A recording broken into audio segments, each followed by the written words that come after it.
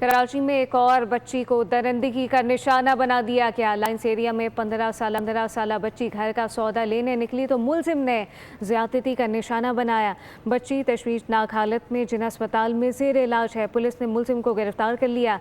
Police के मुताबिक वाक़े का मुकदमा ब्रिगेड थाने में दर्ज कर लिया गया है। कराची में एक और बच्ची सफाकी का निशाना बनी। घर का सौदा लेने निकली तो मुलजिम ने ज्यादती का निशाना बना डाला।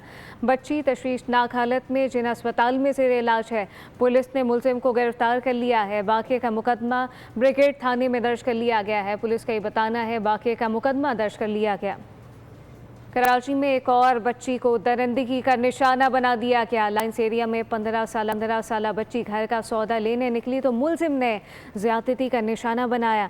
बच्ची तशवीशनाक हालत में जिन अस्पताल में जेर इलाज है। पुलिस ने मुलजिम को गिरफ्तार कर लिया। पुलिस के मुताबिक वाक़े का मुकदमा ब्रिगेड थाने में दर्ज कर लिया गया है। कराची में एक और बच्ची सफाकी का निशाना बनी। घर का सौदा लेने निकली तो मुलजिम ने ज्यादती का निशाना बना डाला। बच्ची तशवीशनाक हालत में जिन अस्पताल में जेर इलाज है।